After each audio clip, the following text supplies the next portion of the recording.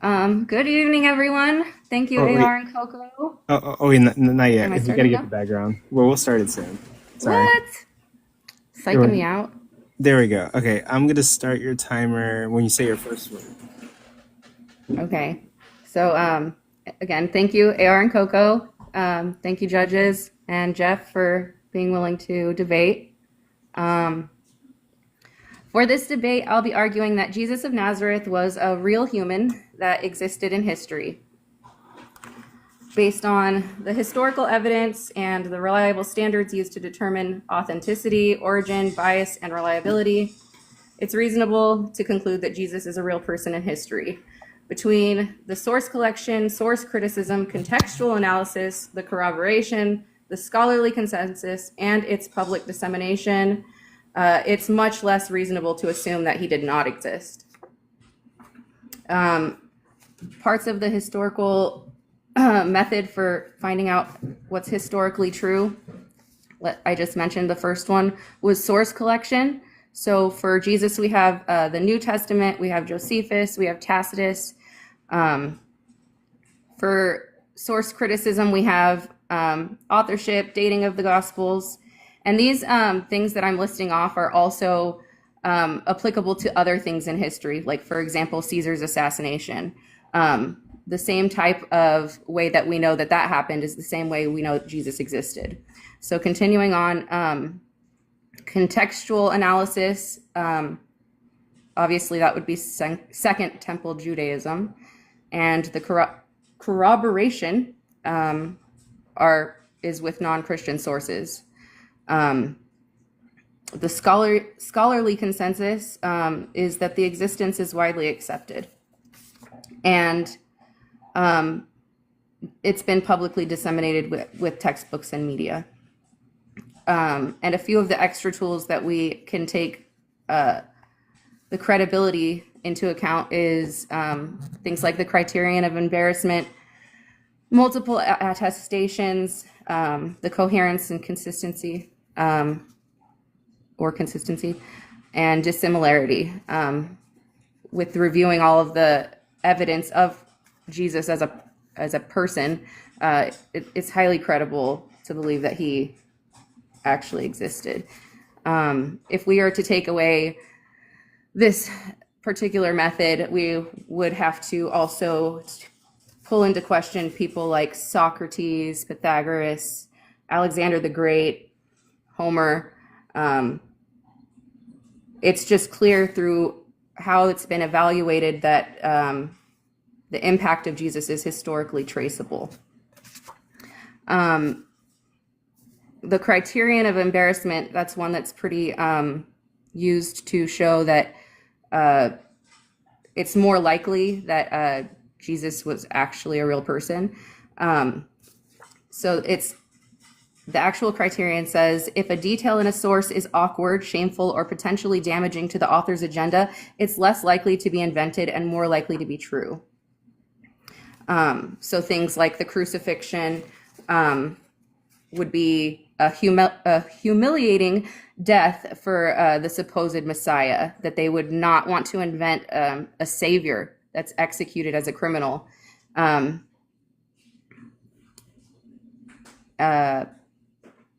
Normally, people tend to hide or spin like uncomfortable facts like that.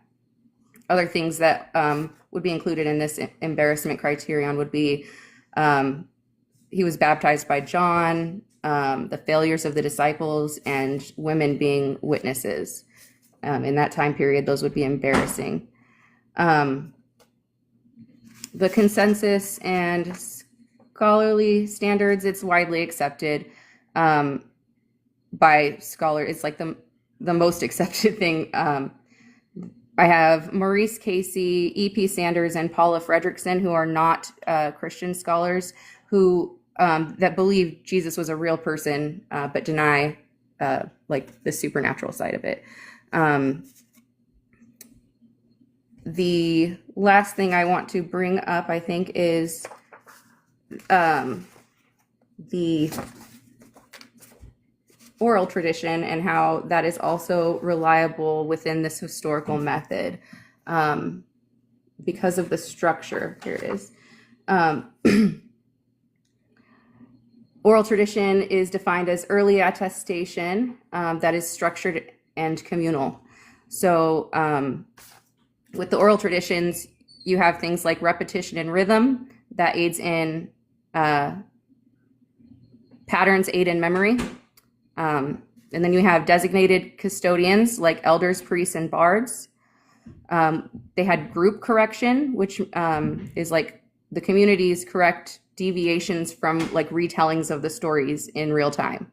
And then there's mnemonic devices where they use rhyme and meter and formulaic phrases to ensure consistency. And seeing as how things like the Q source was probably oral, and things like the Corinthians Creed have been passed, received and passed down, according to Paul, we can see this as a reliable oral tradition. And I think that's all I have. Okay. I think my opponent, if he's denying Christ, is has a very fringe view with no evidence. Okay, and with that, we will end your time there. Thank you for your opening statement. It was really good. Jeff for Truth, now you're going to get 7 minutes for your opening statement, and it starts whenever you say your first word. All right, I appreciate everyone for being here, host, the judges, and the opponent for the debate. This is an excellent opportunity to debate the critically important issue, did Jesus exist? I am well aware of how devastating it is to devote your life to Jesus and Christianity only to find out later that Jesus never even existed in reality. I was raised in a Christian home and dedicated my life to Jesus and Christianity at the age of 16. But now I know, beyond a shadow of a doubt, that both Jesus and Christianity are both fake and man-made. This debate is not about the validity of Christianity, but if Jesus was not the divine miracle-working man that is described in the Bible, that certainly invalidates Christianity. As I did my research into the origin of Christianity, it became abundantly clear to me that not only was Jesus not a divine miracle worker who lived in the early 1st century, but he was not even a regular man who was crucified by Pontius Pilate in the 30s. I'm completely convinced that Jesus of Nazareth was a literary creation, not a historical person. He was neither God nor man. The primary motivation for the creation of Jesus was to change the Jewish narrative after a series of devastating losses in rebellions against the Roman Empire in the late 1st and early 2nd centuries. They're called the Roman-Jewish Wars. The Jewish people were governed by Rome in the 1st century, and the Roman Senate appointed Herod the Great as king of the Jews after the death of Julius Caesar around 40 BC. The Jewish people did not accept the Roman rule, which led to many small uprisings that culminated into all-out war in 66 Common Era. Jerusalem and the Jewish temple was destroyed in 70 CE, and up until this point, there is absolutely nothing in the historical record about Jesus or Christianity prior to 70 CE. The Jews had faith that their God would send them a military Messiah, like King David, to overthrow their Roman oppressors. But the Jewish God was completely powerless against the Roman army. There was a second Roman-Jewish war called the Kitos Rebellion. Then the third and final Roman-Jewish war called the Bar-Kokhba Revolt concluded in 135 CE. The very first Christian writing known to history shows up after the Bar-Kokhba Revolt in 144 at the hands of Marcion of Sinope. Scholars who say the biblical gospels and some letters of Paul were written in the 1st century are basing their conclusions on assumptions and the testimony of Christian church fathers like Irenaeus, who wrote in the late 2nd century. The message attributed to Jesus, repent or perish, was not a divine message from God, unless you understand that God was actually Caesar. This was a Roman ultimatum to the rebellious Jewish population. The Romans essentially demanded that the Jews abandon their hope for a military Messiah and submit to Roman rule or face continued destruction. This explains why there is no reliable evidence for Christianity prior to the destruction of Jerusalem in 70 CE. The Christian Bible is chock full of threats of Jewish destruction and the destruction of anyone who rejects Jesus as the true Jewish Messiah. There was no famous man in the 30s who started the Christian movement. The Christian movement was a pro-Roman, anti-Jewish, post-war propaganda campaign. Jesus was a completely fictional literary character created to destroy the Jewish dreams. Furthermore, this explains why the Romans pushed Christianity on the world. They promoted a religion that demanded submission to authority and promised a reward in the afterlife, a stark contrast to the rebellious military messiah figures who had caused them so much trouble. The figure of a peaceful, non-military messiah who taught his followers to turn the other cheek and to pay their taxes to Caesar was the perfect antithesis to these rebels. Finally, this explains why Jesus has no power to heal, no power to answer prayers, no power to work any miracles today. Jesus' powers only exist within the literary framework of Christian texts. As a literary creation, he cannot perform actions in the real world. His powers, like his existence, are confined to the pages of a book. Christianity is a product of political and military conflicts, not divine revelation. The figure of Jesus Christ was just an invention to solve a pressing political and military problem for the Roman Empire. And that concludes my opening statement. Okay. With that, we will end your timer. Thank you for your opening statement, guys. Both of them were really good. Now we're going to move on to the first round of cross-examination. Bobert, you're going to get 5 minutes to cross-exam. And it starts whenever you say your first word. Wait, are you okay with me calling you Summer, or do you want me to call you Bobert? That's fine. Oh, okay. Go ahead. So, good opening, Jeff. I have a few questions about some of your claims, like if the Romans created Jesus, which Romans did that, and how do you know? Do you think that like writings are the only form of attestation that we can track through history? I'm not aware of what you can track other than what is written. There's no archaeological evidence for Jesus, so the written testimony is all we have. Well, so here's the thing, right? You just said archaeology is also used, right? Yeah. To determine if something was real or not. Okay. So when you say that there are no writings within this time frame that you've kind of randomly chosen to say, well, there should be writings in this time, I just don't think that that's a reasonable standard to have in that era for those people. You don't think it's reasonable for someone to write about a God who came to earth?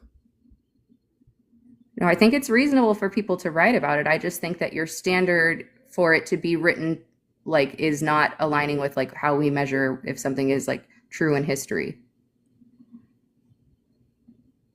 Okay, I disagree with you. Okay.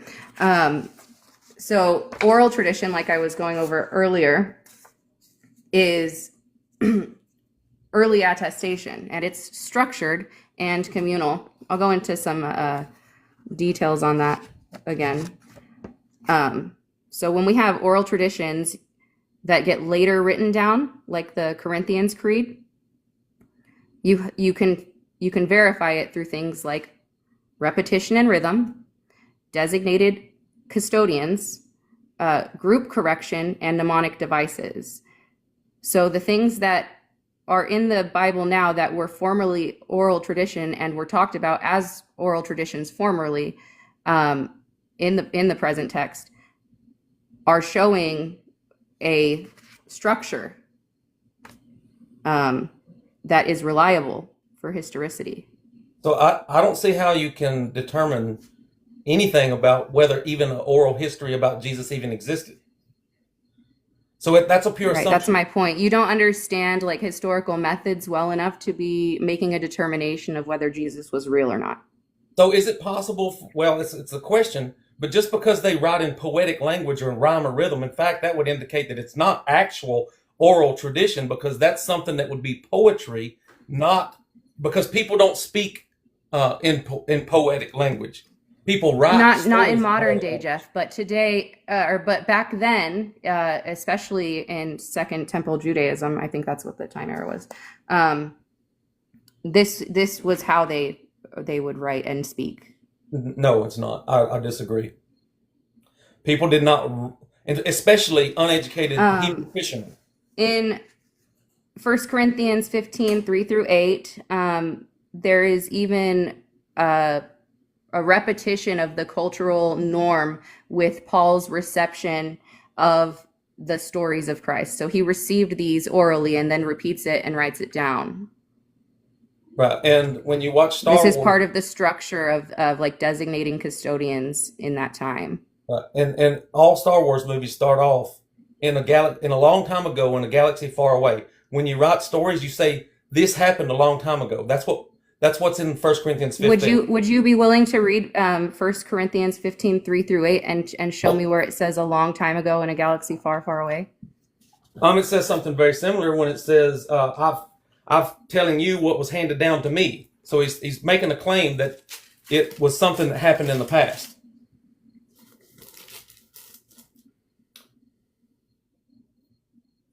Correct. I'm kind of confused on what your contention is. Someone can write a story and say it happened in the past. Someone can say that I heard that Jesus fulfilled the prophecies, and it could have been written in the 2nd century. And there's no way that you can legitimately date 1 Corinthians 15 Creed to anywhere in the 1st century. When was Paul's writing, Jeff? Do you know that?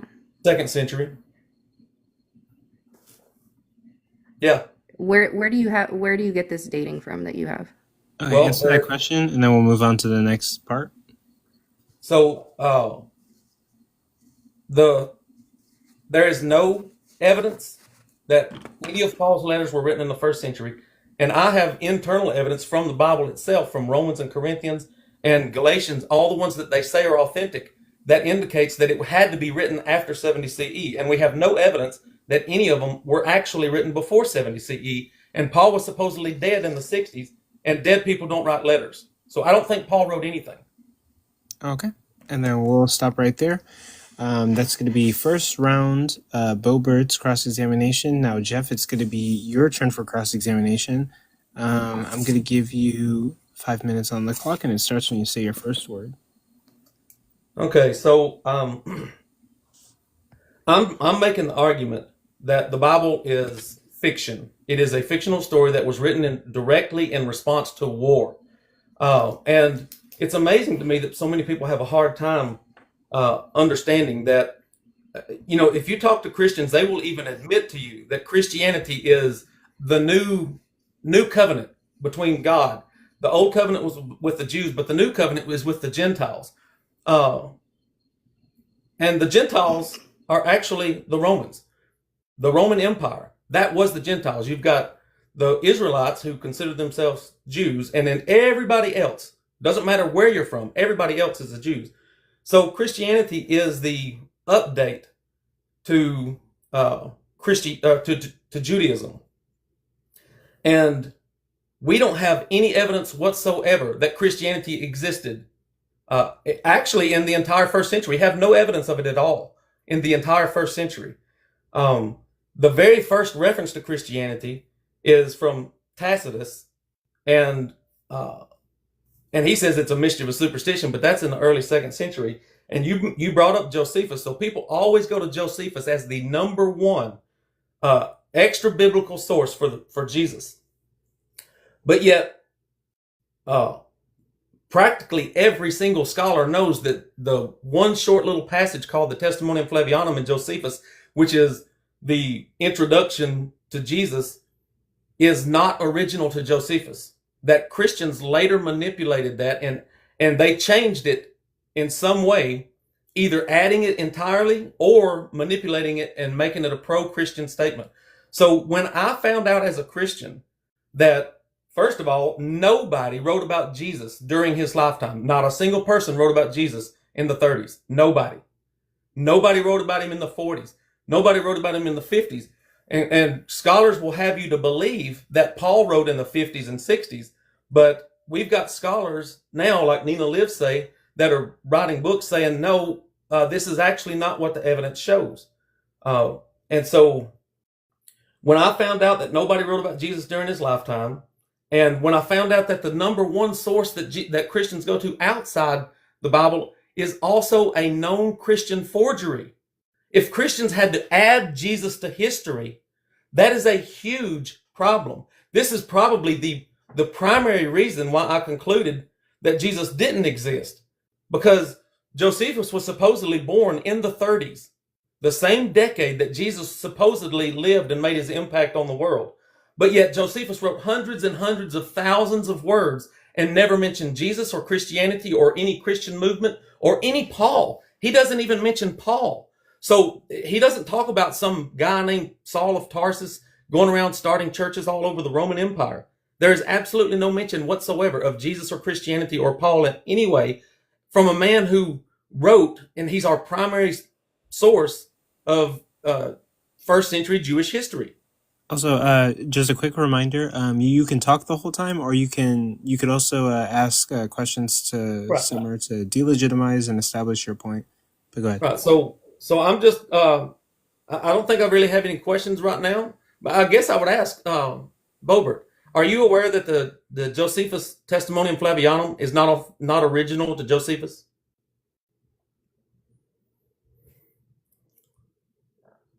I know that there's what's it called, interpolations and changes, but these are all Okay, things so that are So an interpolation is a change, right? So somebody changed it, right?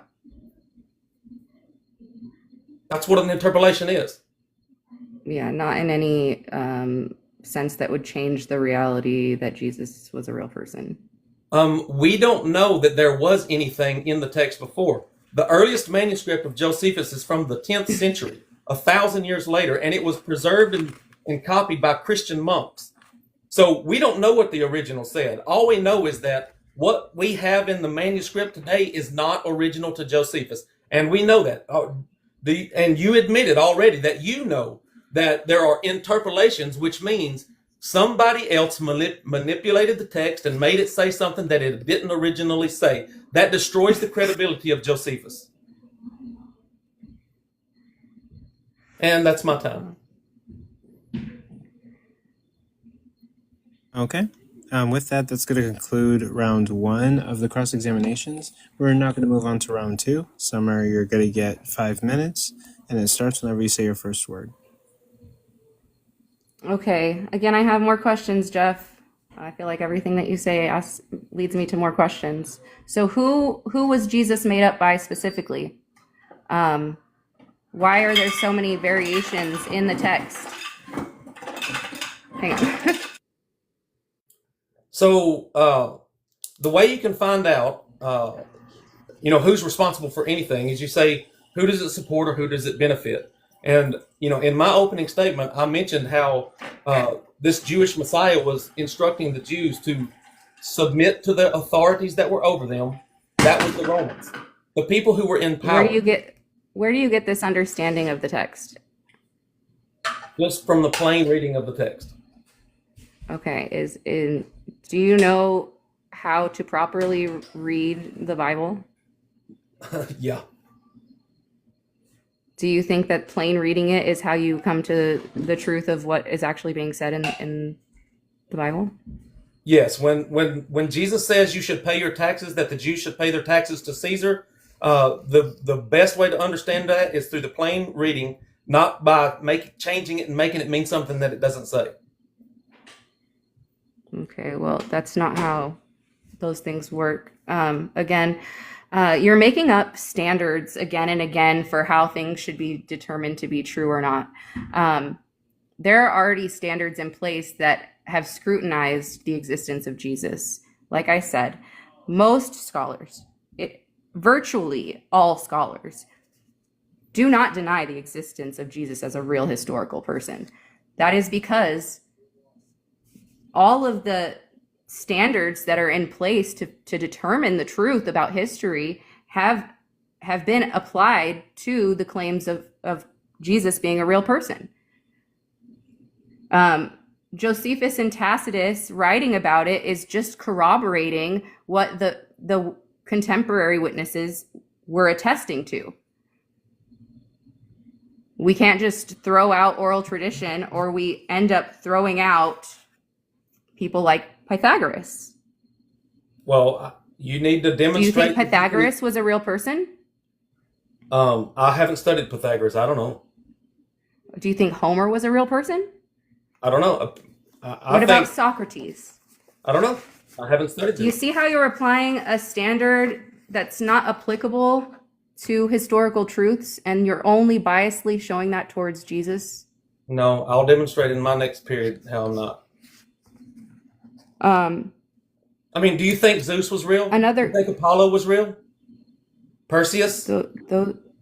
There's a difference. Also, when you use these standards, it is how you determine the difference between what is like potentially a historical truth and what is like a myth or a fiction. The scrutiny and the peer review that these things go through before it's told as a truth are like extremely rigid. And the things you're giving me are just opinions, very fringe, unreliable opinions with very wobbly standards for how things are determined. I consistently demonstrate. My position is every single character in history that has superpowers is most likely a fictional character. In fact, it's so likely that it's a fictional character that I would say it's that you can never demonstrate that any of the supernatural characters in literature have ever been real. So I'm being consistent. Right. So just because a text has things that are mystical or mythical in it does not negate the truth within the text. So Jesus being a real person isn't changed by the fact that there are facts that you might see as unrealistic. Okay. I've got questions, but I'll save them for my time. Okay. Also, I guess one more question I have is like, what? Nope, I don't have any more questions. Never mind. Okay. You still haven't told me who specifically created Jesus, other than Romans in general. Anonymous people that were operating under the authority of the Roman Empire. So it was multiple people. Of course, yeah, it was written by many people. Yeah, the story And was. you have populated by evidence different of this? Can you show me the evidence of it? Answer that, and then we'll move on to the next section. people. So stylometric analysis will tell you that it was written by different people. Okay. With that, we're going to move on to the next section, which is going to be part 2 of the second round of cross-examination. Jeff for Truth, you're going to get 5 minutes to cross-examine, and it starts whenever you say your first word. All right, I feel like I need to address the scholarship and the consensus, because I do not believe that anything is true because scholars say so. In fact, scholars debate and argue on practically every single issue. Therefore, scholars don't even think that what they say is true. They just make opinions. They draw conclusions based on how they interpret the data.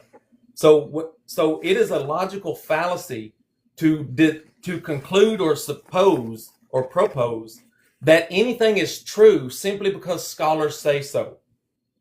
That is a fallacy. Scholars disagreeing actually just reflects richness of historical inquiry, not that Jesus didn't exist.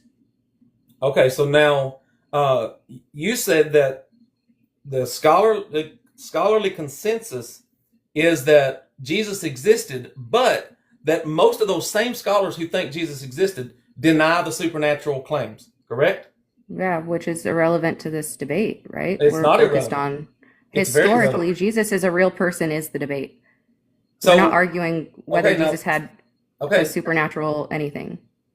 but you're the one that says that it's true because a bunch of scholars say Jesus existed, but yet you disagree with the scholars, most likely, I'm assuming, that you disagree with those same scholars that say he did not perform miracles. Like I said, that's irrelevant to this discussion. It's not irrelevant. You're appealing to Again, I'll scholars that address what you were disagree just with. saying. Diversity presupposes that there was a historical figure. So the fact that there are so many scholars having different discussions about it is just to show that it's got a lot of richness in its Okay, so historical inquiry. I want you to try to listen to what I'm saying. You are saying that it is a valid point to say Jesus existed because there are a lot of scholars who say he existed. But those same scholars say Virtually he did all not scholars perform are miracles. going to affirm that Jesus was a real person. What? You can't find like a modern scholar of like antiquity that denies the existence of Jesus as a real person. Yes, Richard Carrier, Robert Price. There are a bunch of scholars that are mythicists. Right. That's a very fringe view, right? Okay, With so no evidence. it has tons of evidence. No, it just has opinions and It's not an opinion. inferences. So you're not tracking what I'm trying to get across with this appeal to scholarly consensus. These scholars that you are appealing to, saying that it must be true that Jesus existed because a bunch of people say so, those same people, if you're going to appeal to these people, I you actually have to didn't make that conclude- argument. I didn't say because a bunch of people say so, right? The fact that there are scholars who go through this information and they have methods and they're rigorously peer reviewed, brings more validity to their conclusions, right? And if they give it to, do you agree? Do you understand that many scholars disagree with other scholars just because they let a peer review it that says, "Oh, I agree with this," or then that doesn't make it true. Just because you can find two scholars or a handful of scholars that agree, it doesn't make it true. It's not a handful. It is virtually all scholars of antiquity.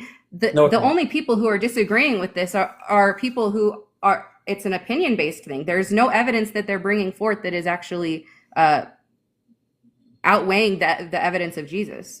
Bart Ehrman, for example, who is an agnostic, says Jesus existed, and we have more evidence for him than for almost anyone from his time.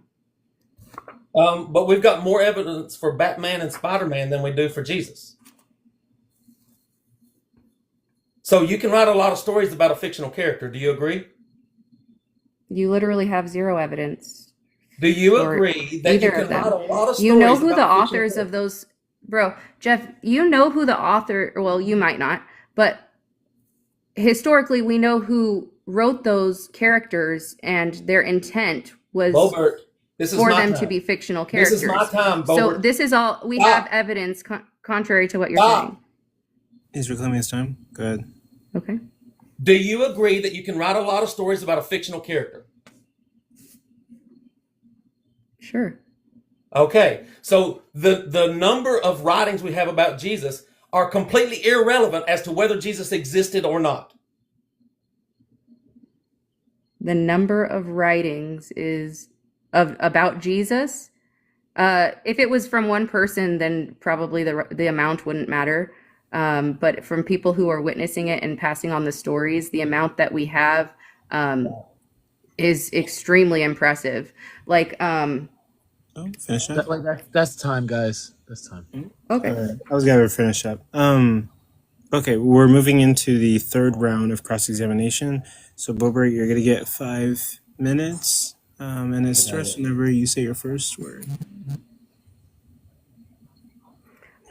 Yeah, so Jeff, it's just the case that if you demand airtight contemporary documentation for Jesus, and you keep this standard across the board, you'd have to discard much of ancient history.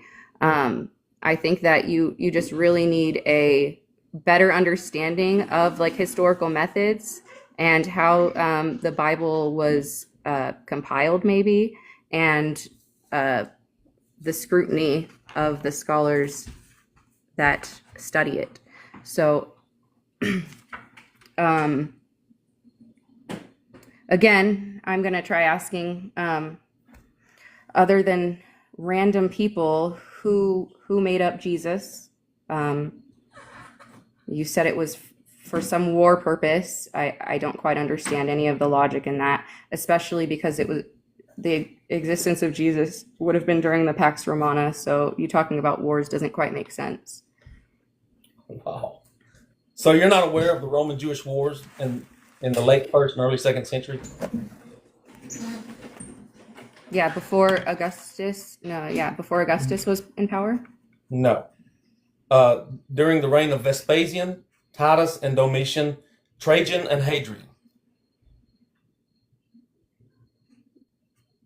You're talking about the persecution of the rebellious Jews. I'm talking about war between the Romans and the Jews and the destruction of Jerusalem. Yeah, I'm not exactly sure what you're talking about. Well, that's what you need to study. I'm sorry, can you elaborate on what this would infer? What this has to do with? It's the reason Christianity exists. And you're not aware of history. Yeah, you're just making a claim. Can you elaborate on why this is the case? The Jews rebelled against Rome and went to war, and many millions of lives were lost in actual ruthless war. And so Christianity was created after the Roman Jewish wars to change Judaism, because Judaism is what provoked the wars. And you don't even know that the wars happened. So why does Judaism still exist? Because at that time they were under Roman rule. They could have just by force done that, right? Judaism was changed of necessity because Jerusalem and the temple was destroyed, and the Jews were actually kicked out of Jerusalem for 1,000 years. Yeah, I don't get how this is telling me who wrote or made up Jesus, and I'm still unclear as to why they would need to make up Jesus to resolve any of the things that you're talking about. Because the Jews believed in a military Messiah that would lead them in military victory against the Romans, but that failed. So the Romans created a peaceful Messiah who only died on the cross and promised rewards after you die. Because it destroyed the Jewish ideology of. But it didn't, because there's still Jewish ideology today. It wasn't destroyed. That form of Judaism was destroyed in the Roman Empire in the 2nd century. That form of Judaism was destroyed. What form of Judaism are you talking about? Temple worship in Jerusalem, where they think they're going to take over the world through military power. So, like a subsect of Jews that were like, I'm really confused because this doesn't explain how the rest of the Jewish diaspora is still existing. Well, that's a whole nother debate. So the people who think nobody today can prove that they're a Jew through lineage. Nobody. The Jewish ideology is by choice and culture, not by bloodline. Jeff, I'm still begging you to give me some type of anything for, like, who made up Jesus. Like, as far as the evidence that we have that Jesus existed, we have sources and dates and all of these things. People who we know the stories would have come from using the same thing that you say you use, stylometry, right? Who made them up? Who made up Jesus? It most definitely was not other than just random Romans, or please give me something. I can guarantee you that it was nobody named Matthew, Mark, Luke, John, or Paul. Okay, you are aware that English didn't exist back then, and you probably read the English interpretation. By any translation of those names, now by coincidence it could have been somebody with those names, but the Christian belief that Matthew, Mark, Luke, John, and Paul wrote the New Testament as eyewitnesses or contemporary witnesses to these events, that is absolutely false. It was not written by any contemporary person in the entire first century. It was written in the second century by people who were creating a narrative, a post-war Do you have narrative. Do you have evidence of that? Yeah, I That, wrote a book. wait, hold on, hold on. Wait, yeah, that's Oh, time, I'm guys. sorry. I didn't mean to ask another one. You're good. So with that, we're gonna move on to Jeff's turn. So you're gonna get 5 minutes to cross-examination, and that will start whenever you say your first word. All right, I'll pick up with where we just left off. My evidence is actually documented in a book, and I wrote a book called Jesus Demigod, Putting the Lord on Trial, and I highly recommend that you read it because you can verify all the sources that I cite in there. Did you say it was a book written by yourself? That's evidence? Yes. Oh, okay. Yeah, and I cite my sources. So you can look at all the sources that I found when I did my research, reading Josephus, which you obviously haven't even done. You quote Josephus, but haven't even read it because the main point of Josephus's writings is the Roman-Jewish War and the destruction of Jerusalem. But you're unaware that the Romans destroyed Jerusalem and the temple in 70 CE. And this goes back to, so you've said a few times that you seem to think that these stories about Jesus were written by people who saw him. Do you think that any biblical story, I'm talking about inside the Bible, anything in the Bible was written by somebody who actually saw Jesus walking the earth? Yeah, I think you're confused about my actual stances on that. So attestations do not have to be written down for them to be valid or true. There can be oral attestations that later get written down and can be confirmed as having existed as prior oral traditions. And all of these things with their consistency and what was the other word? But consistency is the main thing. What's consistent? There's nothing consistent. Are more evident than your fringe-based opinion that has no evidence. Are you aware that there is practically no consistency whatsoever to the New Testament Gospels about Jesus? It is consistent. No, it's not.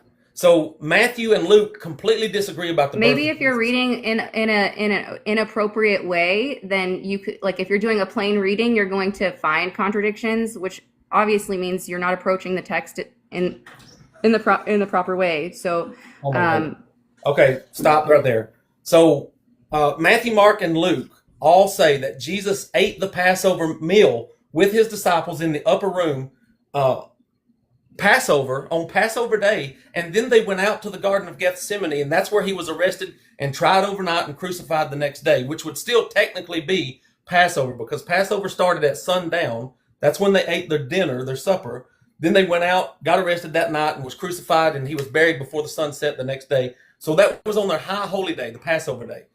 The Gospel of John tells a completely contradictory story and says that Jesus was that meal that they ate was not the Passover meal, but it was 6 days before Passover. This is the same meal where he puts his hand in the dish. Where do you get your interpretation of this scriptures from, Jeff?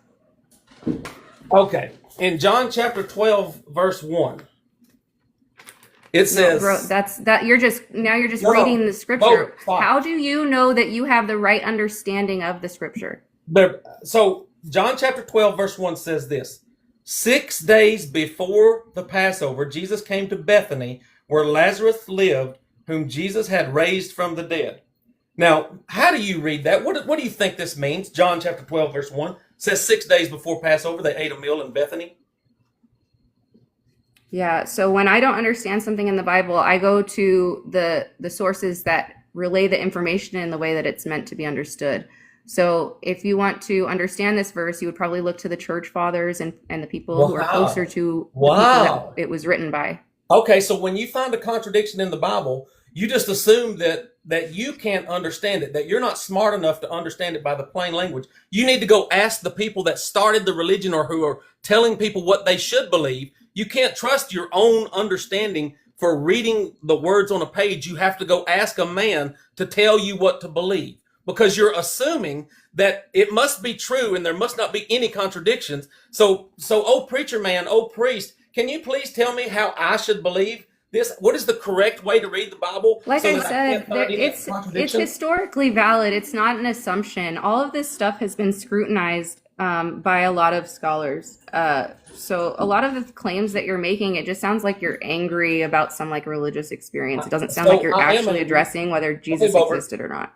I am angry because I've wasted over 40 years being indoctrinated and brainwashed by people who tell me that this is a holy book from God. And I have found out, and it is not even remotely close to a holy book from God. It is an evil book of men that is only used to control and manipulate the minds of others. And you're admitting it and demonstrating it to everyone now that you can't even read a book and understand the words on a page. You got to go ask somebody else to tell you what to believe. Okay, we'll stop right there. So with that, there's going to be 3 rounds of cross-examination. So now we're going to closing statements. Some of you are going to get 3 minutes on the clock to close and summarize your argument. It starts whenever you say your first word.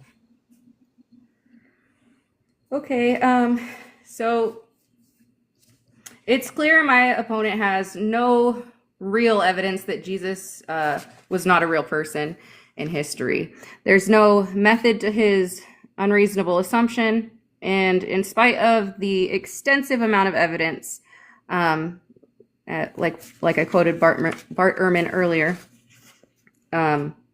there's more evidence for Jesus than virtually anyone of his time, pretty much. And I'm quoting loosely, sorry.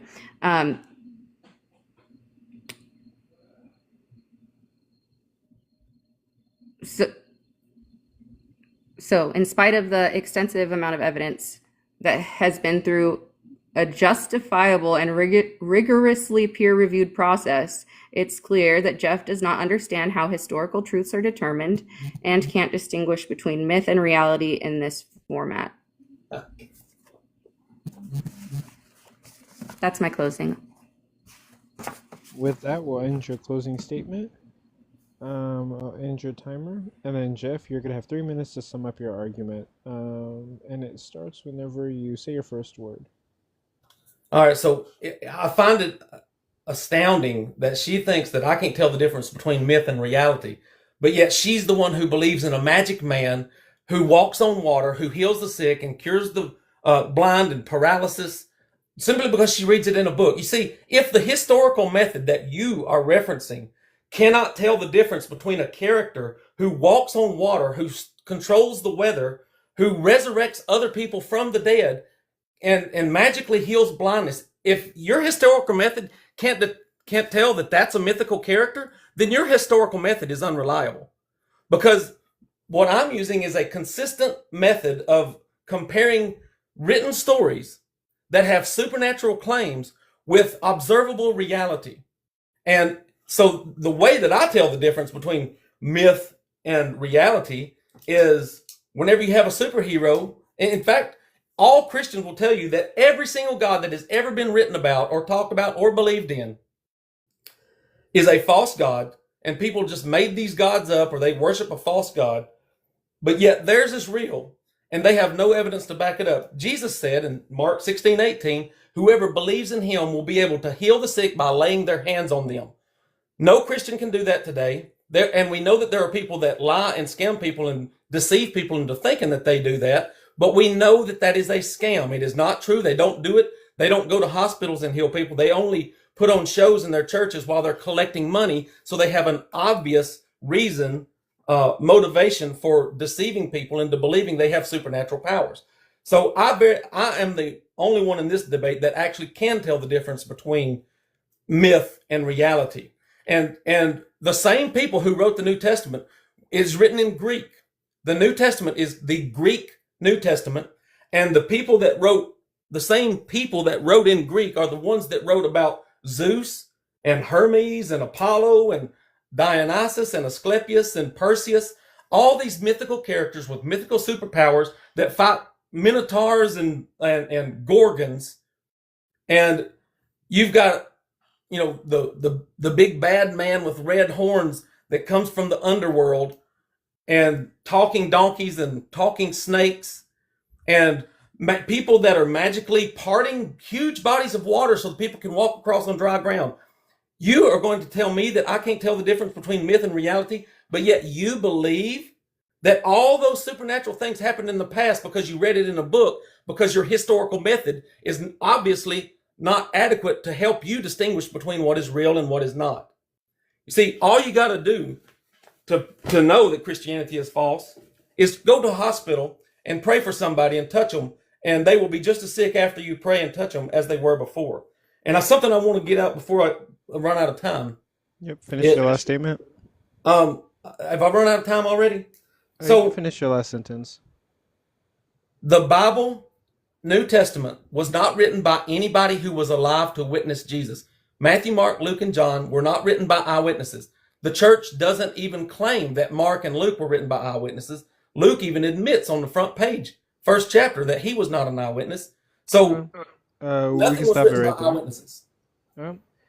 And with that, that will conclude the debate. Thank you both for your closing statements. Thank you both for your cross-examinations, and thank you both for your opening statements. Judges, if you're ready to give your judgments, we can do that right now, and then I'll give it 20 minutes of audience comments and questions, and that will conclude the event. Congratulations to all the people who debated today and won. And also good job on all the people who debated and lost today. You still did a good job, and the people who won today will be moving on to the second round of this tournament for the $300 that's going to go to the winner of this tournament. We have $300 for whoever wins. But yeah, thank you guys, and yeah, we're going to put up the poll. And yeah, judges, go ahead and give your judgments. Whoever wants to go first.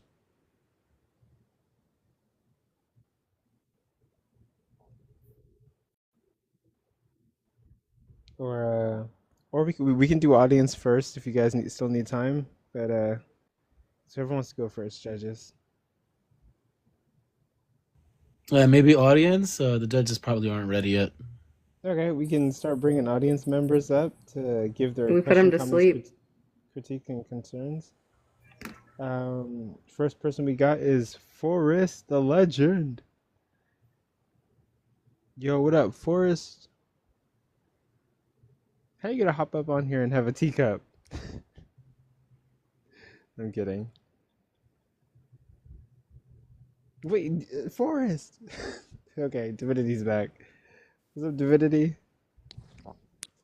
Hey, wait, we're giving our opinions, right? Yeah. Also, by the way, you won your debate. Oh, cool. You still won, even without a closing. You still won. Got it. Anyway,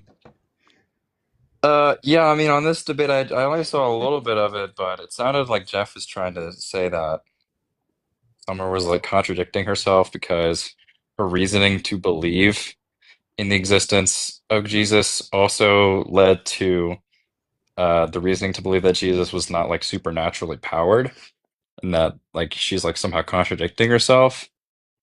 Um, I mean, that doesn't really work because the experts regarding the, historical evidence surrounding Jesus' existence are not the same.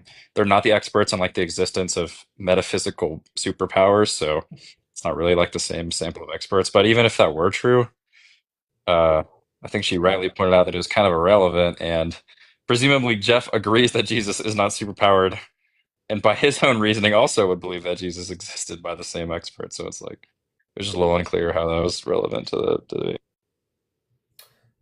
I think you're making reference to when we were having the conversation about she was saying that Jesus is likely true because a lot of it's the scholarly consensus. But those same Yes. but those same people, many of them, and Bart Ehrman is one of them, that will say, "I absolutely do not believe that he performed any of those miracles." So what they're doing is the problem is not a single person wrote about Jesus as if he was a regular man. Every single person who ever wrote about Jesus as if he was a supernatural character. So you have no evidence whatsoever to support that Jesus was a regular human. You only have sources that say he was a supernatural human. And so when you realize that the supernatural sources are not credible, then you have zero evidences for a normal man. But I thought you were saying that the same scholars believe Jesus existed and wasn't superpowered. Um, The- I was making the point that so in other words, if you say I follow Bart Ehrman's methodology and I come to the same conclusions as Bart Ehrman, if you did, then you would have to say that Jesus was not never performed any miracles whatsoever. but That he did was just a regular exist. man that somebody wrote mythical stories about later Mhm. after he was dead. Yeah, but isn't that the claim that Jesus existed?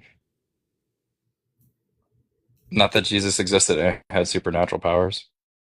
Well, so there are no so you got to understand that in order to come to the conclusion that Jesus existed but had no supernatural powers, you have to discredit the only sources for Jesus. But I thought you said that the scholars said he existed and didn't have powers.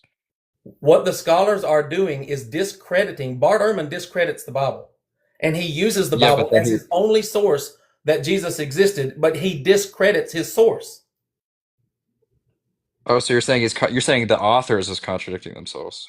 I'm saying Bart Ehrman is discrediting his only source for his conclusion. Right. So it wasn't like They're two different claims, right? is it were you I thought you were trying to say that Bobert was or that Summer was contradicting herself, but now you're saying the scholars contradicted themselves. I'm saying it's a logical fallacy to appeal to scholars for anything. Okay, well that doesn't seem like what you're it sounds like you were trying to say that the scholars are wrong. They are wrong. The scholars are wrong. They're wrong in saying that Jesus existed but was a Yes. regular guy. Yes. So there's no evidence so right. But you think that And when here's you why. Let think me that let me by explain it them because this is important. right. The reason the scholars are wrong is because their only sources for their conclusions are sources that they discredit. When you discredit the Bible sources as reliable sources and you say, I believe this part of it, but not that part, that means they're arbitrarily picking which parts to believe and which parts not to believe. And all Bart Ehrman does is strip away the supernatural and say, well, he could have been baptized by John the Baptist and he could have been crucified and he could have even had a brother named James. That's all reasonable. But I mean, you're saying it's like arbitrary selection, but like Yeah. presumably the selection is like part of the Bible is like positing the existence of things that are miracles, and the other part of the Bible is just positing historical events. It's like that's a bright line. That's not arbitrary. But anyway, we do have to get to the other Anyway, guests that probably want to ask questions. But thank you for coming up, Divinity. yeah, I guess Oh, yeah, no problem. and also no, you're totally good. Also, congratulations on your win, and no, you're totally good. Oh wait, what was the split on the judging? Wait, AR, do you have the screenshot for the poll on Divinity's debate? On the judge, Yeah. Well, he was saying not the judging, poll judging. for Oh judging. shoot, my Yeah, for bad, my bad. judging, Yeah, what was the judging. What was it the again? judging was 3-0. It was unanimous. Okay, cool. Yeah. Unanimous, yeah. Yes. All right, cool. You guys have a good luck with the debate. Good luck whoever won that debate. Yep. And all right, judges, are you ready? And then we can do the audience after, or do we still need to do audience and then get to the judges? You ready, judges?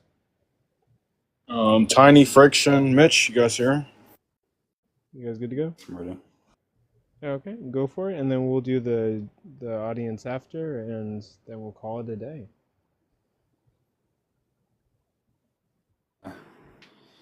Yeah. Okay.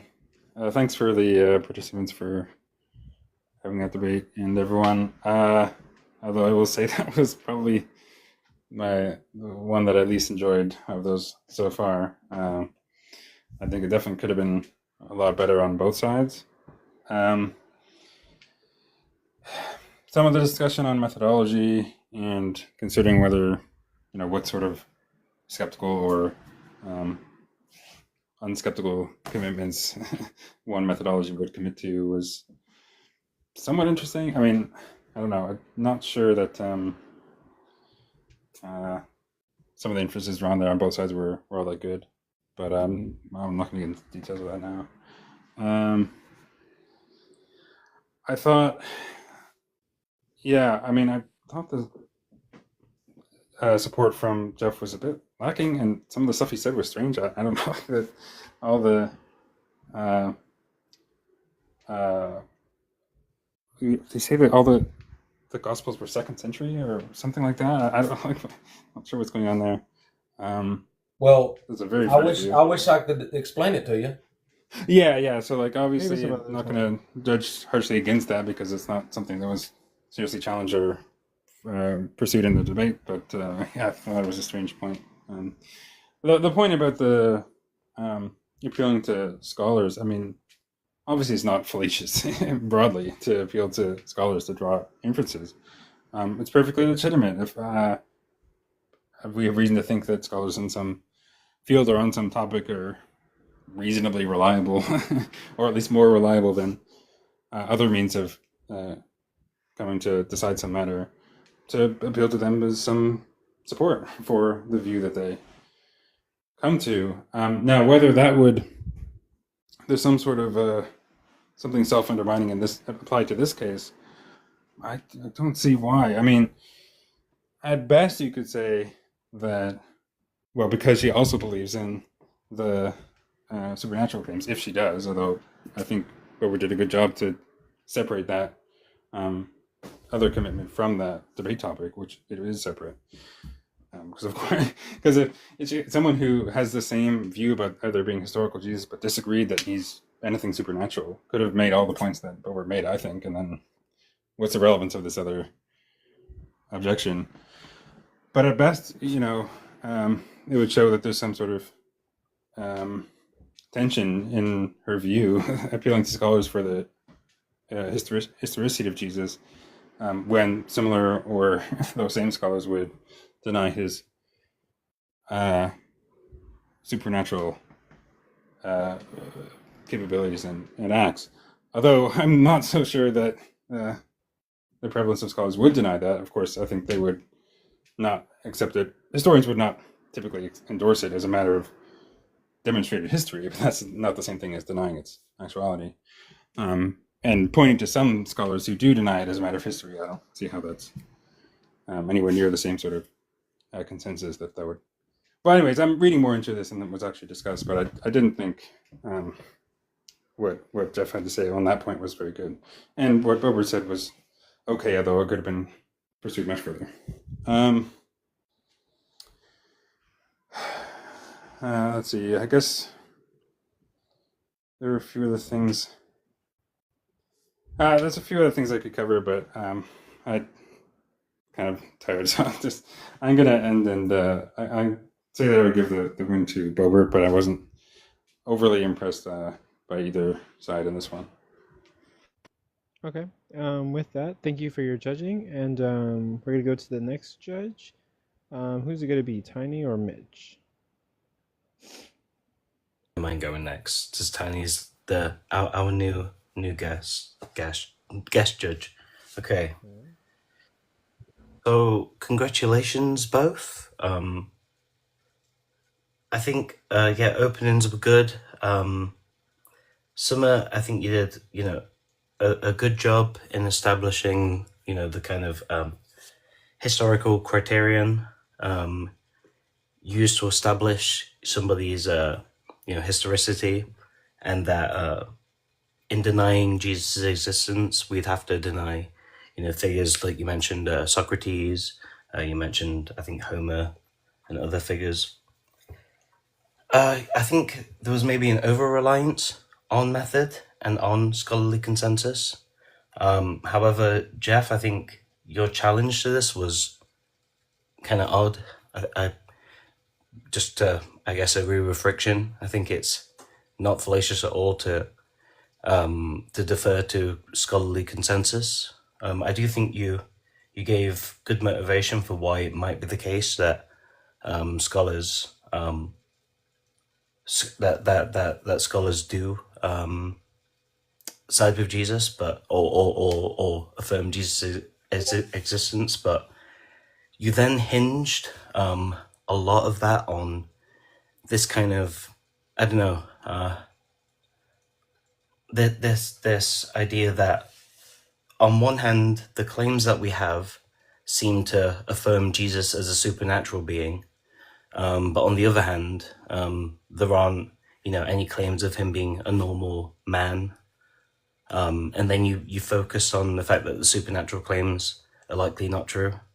I can see what you were trying to do there, but I think you did fail in your execution. I do think you just spoke past the prompt, and this was more speaking to, did Jesus have superpowers rather than did Jesus exist? And speaking of superpowers in your cross, I think you weakened your cross significantly by saying that like Batman has more evidence than Jesus. I think you eventually came around to exploring that point, and saying what you meant is if the number of literary, if the number of writings, is massive, it doesn't necessarily mean something is real. Like there are lots of writings of Batman, but Summer's claim was never that a lot of writings lead to something being real. It was that there are particular standards of evidence. So that just completely failed to address Summer's point. I mean, I agree with Friction. It was just, overall, I think it wasn't my most disappointing debate of the night, but it was maybe second. I will probably just land the plane in the crosses because, Jeff, it seemed like you did weaken your claims quite a lot. Summer, I think you also you did well to keep reiterating this point that the scholarly consensus is what it is, but then you also got really caught up on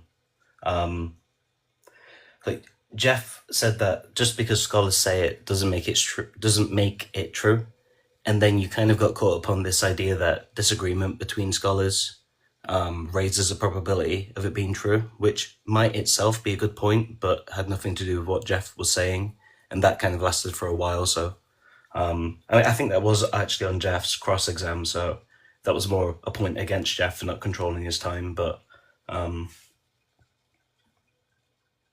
okay.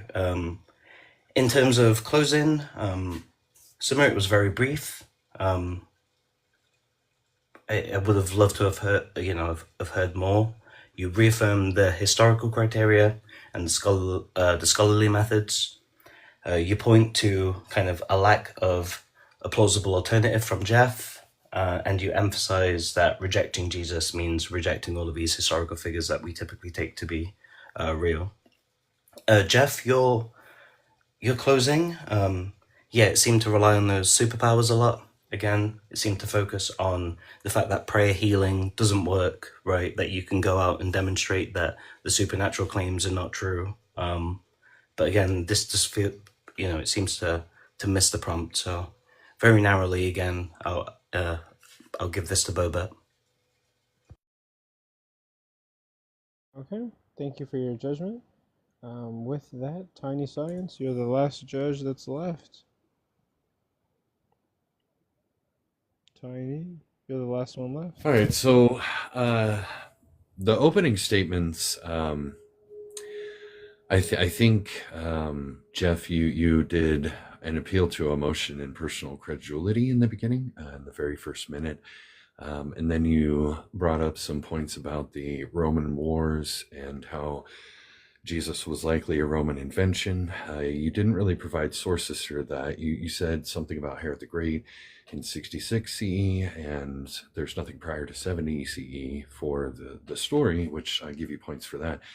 You did bring up Marcion and Irenaeus, and then in Bobert, in your opening, you brought up the authenticity, the origin of it, the historicity, sources, the criticism and in context, the contextual criticisms, the scholarly consensus, the criterion of dissimilarity and embarrassment. You brought up the Baptist John and the women being witnesses, which is part of the criterion of embarrassment. You did bring up the Corinthian Creed as well, and that was, I give you mad points for that because you actually brought data and sources. In the first cross-examine, Jeff, you asked a question during the cross-exam, which is a no-no. You shouldn't do that. You disagreed, but you didn't present an argument. You did bring up Nina Livesey, so I will give you some points for that. You said that the scholarly consensus is a logical fallacy, and I just want to know exactly what logical fallacy that was. We can discuss that after this, but you did bring up Richard Carrier and Robert Price. as sources, which these are two scholars. This wouldn't be consensus. This would still be fringe. And you did bring up Bart Ehrman, and even though he disagrees with the supernatural, he still does grant Jesus's existence. And in the second round of cross-exam, Bobert brought up, how do you test the text? Like, how do you compare the text? Like, how do you read it? How do you make a judgment on it? And she did bring up a point about standards as well for interpretation. She also brought up the scholars and many historical sources, like Josephus Tacitus. She brought up the fact that there's evidence for Pythagoras, Homer, Socrates that is about the same when it comes to this person just existing. So bringing in the supernatural really isn't relevant to that. And then going into the last cross-examine, again, the question of historical methods was brought up. Jeff brought up there was some military Judaism and how ethnic Judaism and some sort of erasure theory, which I don't think has much merit. And then during the last cross-exam, I give the points to Bobert as well. She did bring up a lot of the points there as far as like the scholarly consensus goes again, which, I mean, if you're going to contend the supernatural Jesus, that's a completely different argument than if this person just existed. And you also brought up that being Jewish was a choice, which is really strange to me. I don't know how that works. So in the closing statements too, it was still brought up that Jeff didn't provide the proper evidence. I mean, you briefly glossed over that it was a Roman invention, but you didn't provide the evidence for that claim. You more focused on how it's a supernatural thing and how basically there's some sort of personal vendetta you have against Christianity, which I totally understand because I am myself an atheist, but I don't think in a formal setting that that's a good argument. So overall, I'm going to give this entire debate to Bobert. Okay. With that, Boba or Summer is our winner, and you will be going on to the second round of the tournament. But thank you to both debaters for debating. We do appreciate both of you guys. OG Kylo did have to leave. There was something he had to go take care of, but OG Kylo told me to say thank you to everybody who's here. He and me and AR are very much appreciative of everybody that showed up to this debate, or all of these debates that we had today. And we thank you guys for being here, for watching, for liking the live, for sharing. Now we're gonna do question, comments, critiques, or concerns with the audience. And with that, after we get through all the audience members who want to come up, we're gonna call it a day. And Can you give a quick recap of the debates and the winners?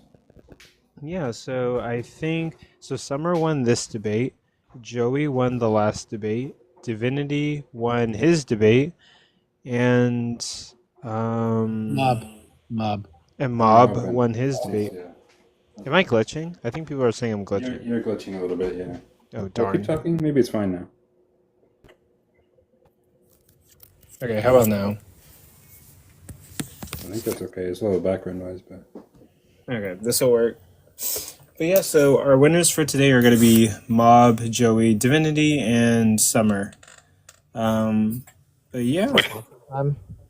Say what? Is it still question time? Yeah, it's question time right now. But I guess, I don't know, ladies first. Go ahead, Whit.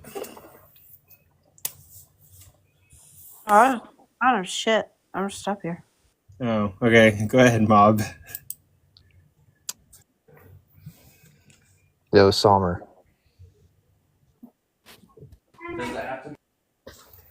What do you think of the whole Christ before Jesus, like stylometric analysis kind of points? What do you think of that stuff? It's part of what you said. I heard about stylometric, whatever, but what'd you ask? Do you know that guy on TikTok, Christ before Jesus? No. Oh, you don't? Okay. I think I've heard the name before. Or Jeff, what do you think? I guess I can ask you.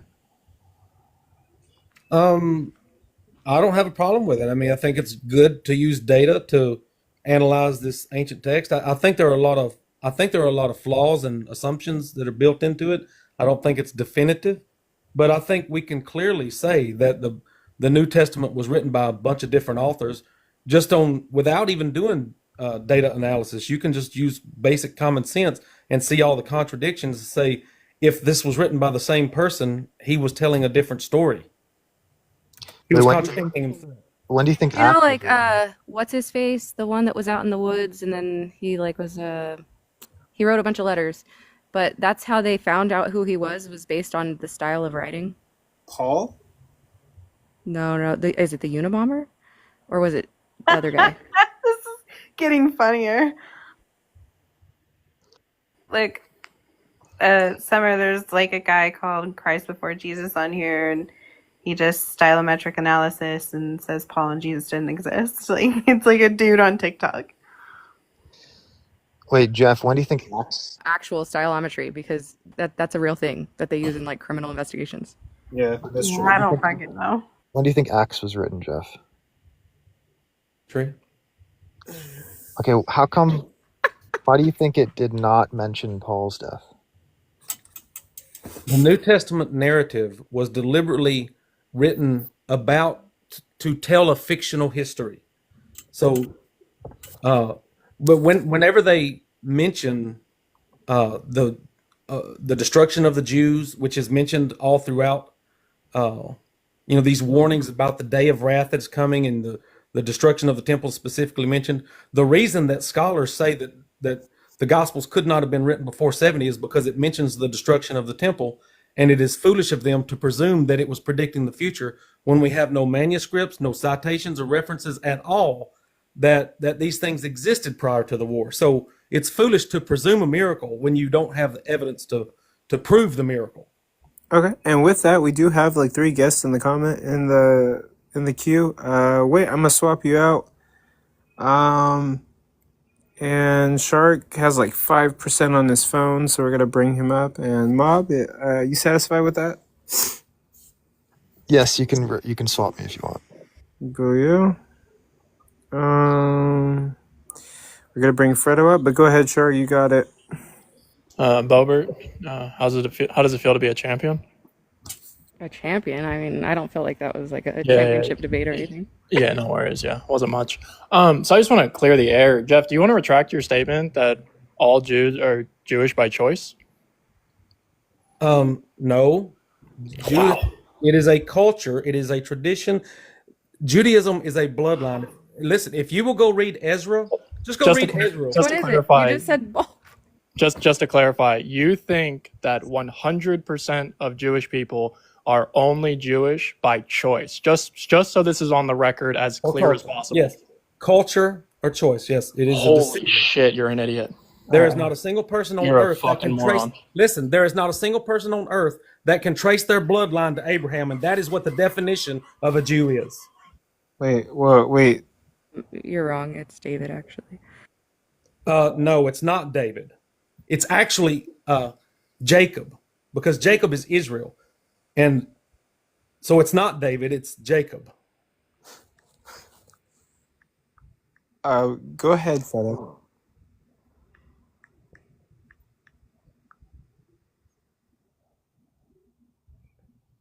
With the hermeneutical question was like, you nearly lost me at that.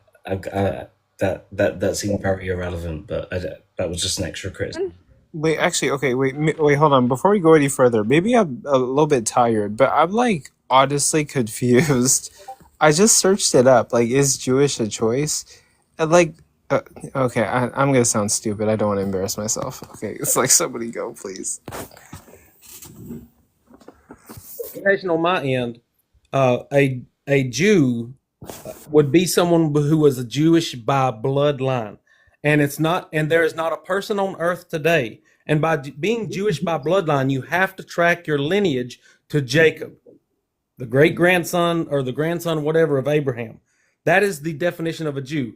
from a bloodline perspective. So Jesus, even according to the Bible, shit. Jesus would not have been a Jew because he was supposedly the son of God, and you cannot be a son of God and be a Jew. You have to be a son of a Jew to be a Jew. Can someone clarify this? Well, it could have traced back to his mother. But wait, are you saying that nobody alive today actually has the knowledge about their entire ancestry back to David or Jacob, or are you saying that none of them, in fact, have that ancestry? Nobody alive today can track their lineage to Jacob. Nobody. But do you think it's possible that there are people who, in fact, have that lineage, even if they're not able to, Okay, so that's possible. That's possible. Yeah. There very well may be some descendants of Jacob, but nobody can prove it because no, we don't have that record. Okay, Fredo, do you have anything for us? Yeah, I was just going to say about when they were talking about the stylometry of Jesus before Christ, their book. It's been, academics have absolutely smashed that book. The stylometric methods have been critiqued for major methodological flaws, including overstatements about novelty and inaccurate historical framing. Critiques argue that the stylometric support of rejecting the historicity of Jesus is invalid, and it's got stylometric as a legitimate place in New Testament studies, particularly assessing the authorship of disputed letters like the pastoral epistles, and researchers continue to debate stylistic patterns in Paul's letters. However, no mainstream scholarly work using stylometric data or science, stylometry or data science conclusively denies the existence of Jesus or Paul. He claims that Jesus and Paul didn't exist, and no academic scholar using stylometric, and they do use it in support of it, and they do question some of the writings, the epistles, and so forth. But no one actually claims that Jesus or Paul didn't exist based on stylometric or data science.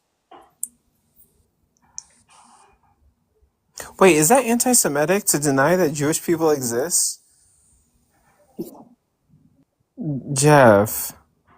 No. I think he's talking about the faith of the Jewish. I'm saying there is culture. a difference between culture and bloodline lineage. There is a difference, and we do not have bloodline lineage. We only have cultural and religious Jews today. Oh, Jesus. Right. Okay. So he's saying that for the sense of being Jewish, that has to do with having a certain bloodline that traces back to, Isaac, Abraham, Jacob, whatever. He's claiming that nobody today can confirm that they're Jewish in that sense. It might be that people are, but he's saying that nobody can confirm it. Correct. Nobody can prove that they are bloodline descendants of Jacob. That's what I'm saying. That's not anti-Semitic. That is a factual statement. Okay, so I'm really. Say that's anti-Semitic. I mean, it might be contested. Oh, Jesus. This is okay. I'm really tired. Like, my brain's not tracking everything. But you're saying it's not anti-Semitic, but like, people in the comments are saying that it's anti-Semitic. I don't want to like push any narratives that like Jewish people don't exist or like be anti-Semitic to the Jewish community. I don't really want to be associated with that. So maybe we can like maybe not say those statements in the future. And let's try to see if we can move forward. But like, so you shouldn't even entertain So I didn't say Jewish people don't exist. People are Jewish by choice, and no one can prove their lineage to. In fact, you can't even prove that Jacob was a real person. But this all can be proven, and we're trying to show you that and show how you're like reiterating some like anti-Semitic rhetoric. Yeah, no, I don't really want to prove that anybody is bloodline related to Jacob. You cannot. It's impossible. I really don't want to be associated with that. I don't hold the same position. Everyone, please note that I don't hold that position. AR doesn't hold that position. Day of Debates doesn't hold that position. Ojikala doesn't hold that position. But yeah, I don't really want to do like anything anti-Semitic. That's not really what I want to promote. But let's move on to the next thing. What's the next thing that we're going to talk about? But also, like, do you believe if you question someone's belief, it's being anti-Semitic? I mean, like, there's a blurred line here that I am having a hard time like trying to figure out where it is and not cross it. So like, I'd prefer we just move on to the next conversation. So if you said a Christian's belief is wrong, is that anti-Christian? I said I would prefer to move to anything else that we could talk about. No, I'm just asking. So I'm not talking about that anymore. I'm talking about. Well, yeah, the but Christian I don't want to talk about this topic at all right now. I would love to move on to like any other guests or people that we might have that want to come up and ask a question. I just have something I want to say about the debate and the judge's review. And so what it seems to fly over everybody's head is that there is not a single source known to man that claims that Jesus was a regular person. The only sources we have about Jesus say that Jesus was a superhero. And so when it is completely illegitimate to say that that Jesus existed based on sources that are not credible. The Bible is not a credible source. Scholars do not even believe that the Bible is a credible source. Bart Ehrman destroys the credibility of the Bible, says it says things that are contradictory, things that absolutely did not happen in history, and it is full of mythology and legendary things that people dreamed up for whatever reason. So when you discredit the source, you cannot use the discredited source to justify that Jesus existed. No, you can't. So there's two ways in which you can, right? Hang on. That's silly because he uses the source to justify that Jesus existed. You're literally putting holes in the source that you're using. That's ridiculous. He literally says that Jesus existed, and you're now claiming. But look, that's ridiculous. Yeah, there's two ways in which you might make that. You might still make an inference even if you think the source is unreliable. First of all, you might think it's not wholly unreliable. I mean, Bart will say that it gets a lot of things right. I think many people will agree with that. It gets a lot of details of history correct. Now, you might think that, well, okay, there being this person, Jesus, maybe that's one of the ones where it's not correct, or we have less reason to think that it is correct. But no, just generally thinking that it's unreliable in certain respects isn't grounds to dismiss it altogether as a source of history. But the other issue is that even if you think it's broadly unreliable, we might argue sort of independently that there being a text like this and the movement that came out of it is best explained by, in part, there being this historical figure. And I think that sort of inference doesn't require thinking that the text itself is very reliable. But, that's a further inference that you can make. So the necessary question, if you think that at least the Bible is reliable enough to say that Jesus existed, but if you're going to take the position, and almost everybody does, except for Christians that are just believing the whole thing, if you say that I don't believe the miracles are credible, you have to come up with some rational explanation for why people would turn a regular person into a superhero. And my narrative is what explains why they turned this character. I don't believe it was ever a real character, but they turned this Jesus into this superhero because they wanted him to replace the Jewish messianic figure.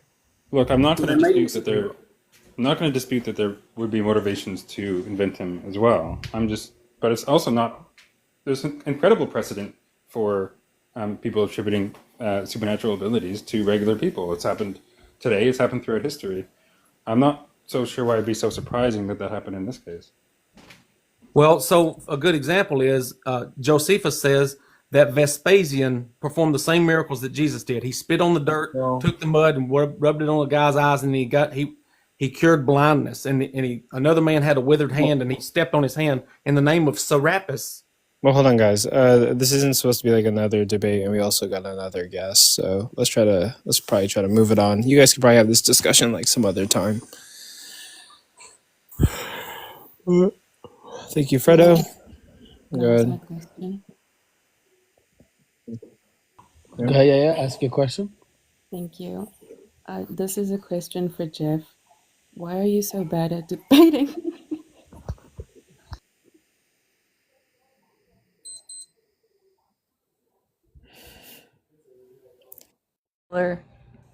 Okay. All right. So. Okay. We're wrapped up. Can I just ask a question? Was Bobert the affirmative for the existence of Jesus? Yeah, it's summer. Yeah. Also, let's try to keep the conversations professional, everyone. Jesus Christ of Nazareth. We're trying to run a professional debate platform. That did exist. Okay. Rav, what do you got for us? What you got for us, Rav?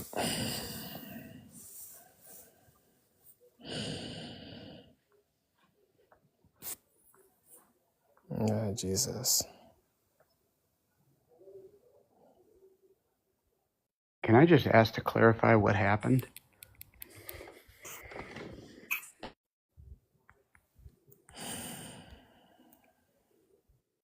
What do you want? An overview of the entire debate? 5 minutes, apparently. Well, yeah, I guess Jeff tried to give, an alternative view that Jesus is an invention of the Romans, right? To kind of quell Jewish upheaval and to help Jews assimilate into kind of a new religion, kind of verified internally by there being this new covenant, right?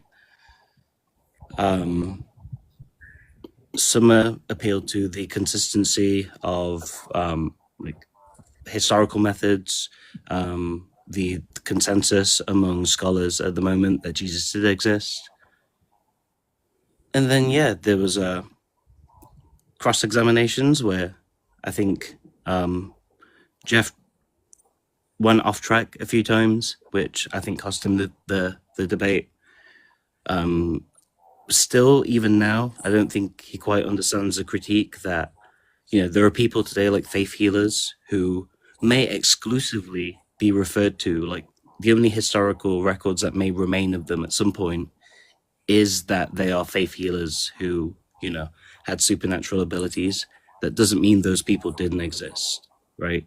So whatever Jeff tried to attempt by kind of creating this dichotomy between, sources that exist that say he's a normal human being and sources that exist who say he's a superhero, and saying that, there are none that exist in the former category, just failed to be convincing as an argument. Whereas a lot of time was spent on that. So yeah. First of all, everybody should go watch Mitch's new video that he's tagged in. It's phenomenal. I just wanted to highlight that for a second. That was great earlier. But I think what I was more asking was about the question about like being Jewish is a choice. I just wanted to like clarify that. That topic's off the table. What's that? That topic is not. We can't discuss it.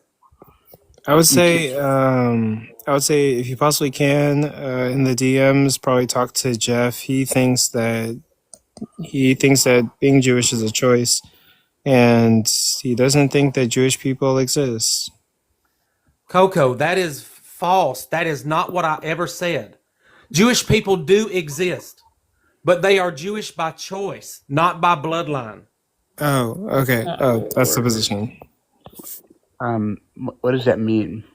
That Jews are Christian. So Christians are also Christian by choice. They choose to be Christian, or maybe they are raised in a Christian household. All right, before you guys go on this tangent, I would just want to say thanks for the debate. I'm gonna head out.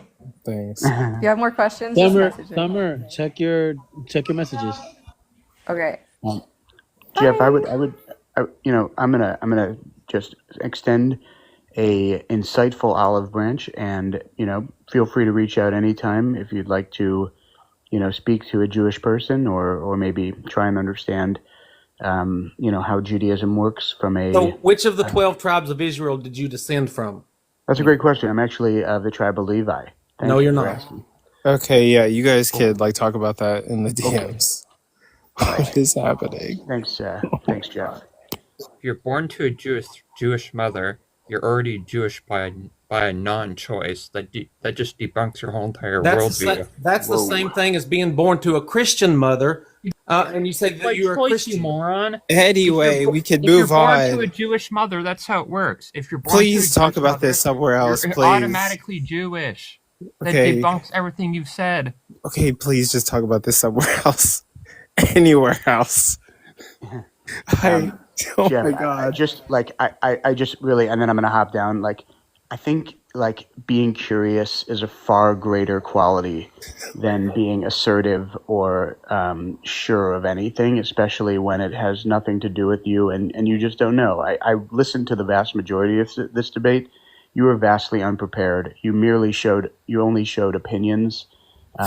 You were an epic failure in this debate. And I've heard you speak on other topics before, and you're just not a prepared or educated person. And I would encourage you to be more curious and read more books, and not embarrass yourself so thoroughly in the future.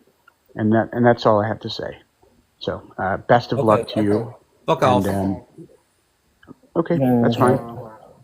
Anyway, I just tried to help you out. That's all. Yeah. Well, You're fuck embarrassing off. I don't yourself. care. I don't need your help. I don't want your help. That much is clear. Yeah. Bro's mad he lost. Wasn't this also the person that was like anti-LGBTQIA plus? No, I don't know. You can sleep with whoever you want, just for the record. I don't care where you put your wiener.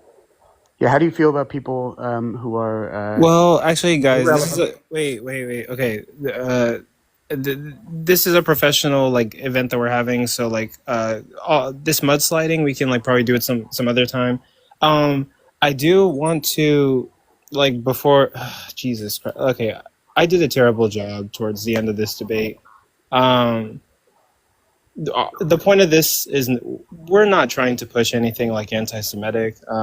But also, like, I apologize for not, like, shutting that down whenever that ended up happening. Now, I'm not like, we need to mind what we say up here.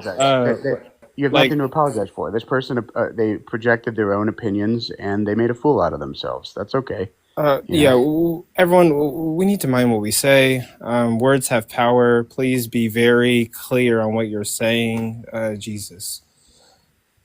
Okay. But Damien, what you got for me? Yeah, you got any comments, questions, concerns, or critiques? I already said my piece. But if I can stay up, that'd be great. In case there's any other crazy things going on, all right, or any topics. I just joined in just to say my piece. But if there's another topic that I like, I'd like to be up there for that. Oh, jeez. If that's okay, I'll be respectful. I'll be a professional this time. Oh no, you're totally good. Yeah. Do you guys want to say? I say I'm sorry, Coco. No, don't. Okay, Well, now Jeff, I have another question.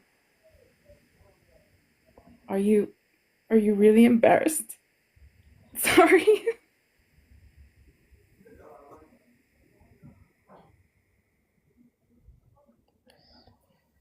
You got anything, Jake? What just happened? Yeah, I was gonna ask Jeff.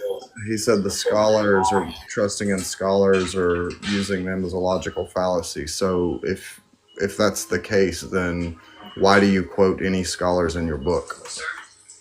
So let me clarify. It is a logical fallacy to appeal to authority. This is a well-established logical fallacy. What it means is nothing is true because scholars say so. What you have to do is understand the evidence that drew them to their conclusion and debate the evidence. So you can say a lot of scholars, in fact, it is true that it is a consensus that biblical scholars believe that Jesus existed.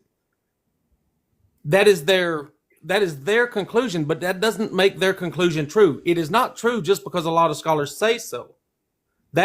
So if you don't understand the reasoning behind why the scholars say something, if you're just appealing to the authority and say, well, I just trust Bart Ehrman, but all the Christians who appeal to Bart Ehrman disagree with Bart Ehrman. So if you disagree with Bart Ehrman, then there's nothing wrong with me disagreeing with Bart Ehrman.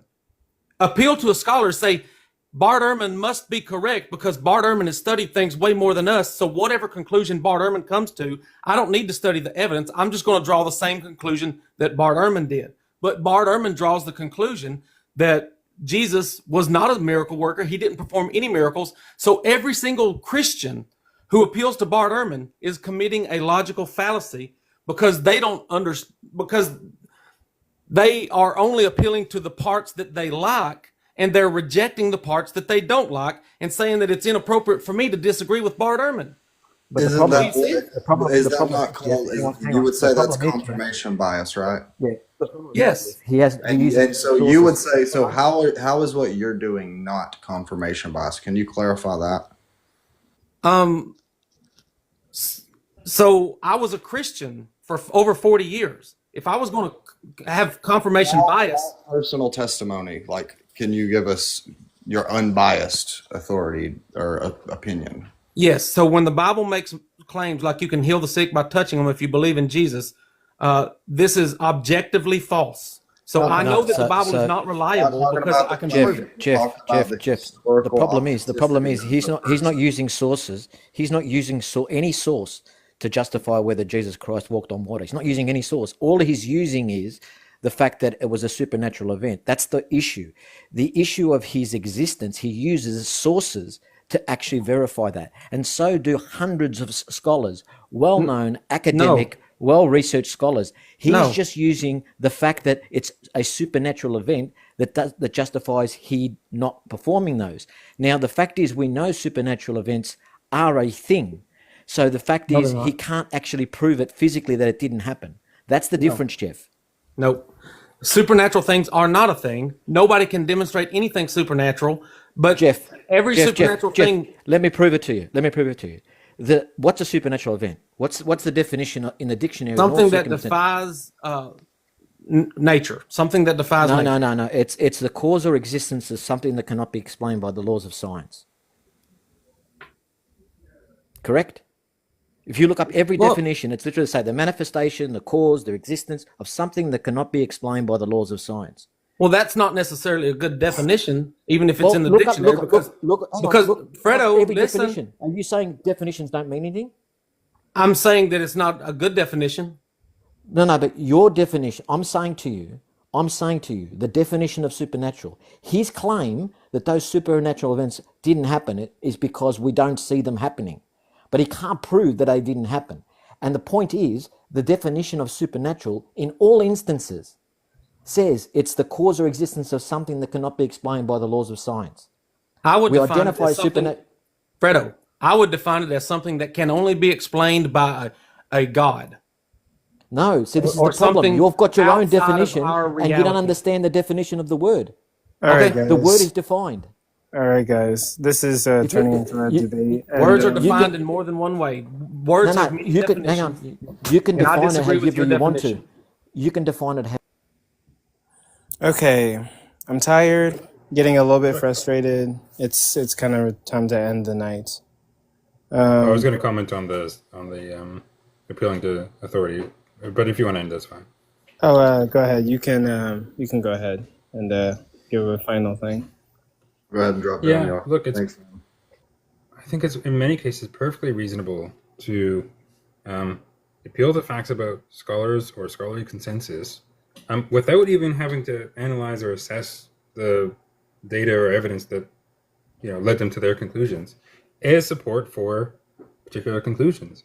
Like if I found out that 100% of scientists working on some topic in physics agree on some natural law, but I have no idea what data or evidence led them to that conclusion, it's still a perfectly reasonable inference to say, well, okay, that's at least some, maybe even very good evidence in favor of that natural law. I don't need to understand what the actual evidence is, although it would be nice. And it's not fallacious. That's a perfectly reasonable statistical inference. So yeah, obviously you can have illicit or unreasonable appeals to authority. It's just saying like, well, it must be true because this person said it. Or in cases where we think that we have reason to think that the methods and conclusions are not very reliable. Yeah, okay, and that's a worse appeal to authority in that case. But I just disagree with what Jeff was saying about appealing to authority in this case. I could say more, but I'll let you end it up there. All right. But ultimately, thank you guys for judging. Thank you, audience members, for attending and watching. We really appreciate you guys being here. We really appreciate all the likes. There was like 26,000 likes for this debate event. We appreciate you. Thank you guys. Really, really sorry about the ending there. Maybe I should have moderated more. My brain just didn't catch it. But yeah, we're not trying to push any anti-Semitic anything on our live. Everyone, please be careful with your words. But yeah, I don't really got anything else. OG Kylo said thank you for you guys being here. OG Kylo really appreciates you guys. I appreciate you guys. AR appreciates you guys. AR, you got any final words you have to say? No, I mean, congrats to everybody who advanced to the second round. And thank you, everybody, for participating. Thank you, judges. Thanks, Coco, OG Kylo. Thank you for everybody who helped promote the event. Thank you, Robbie, for sponsoring us.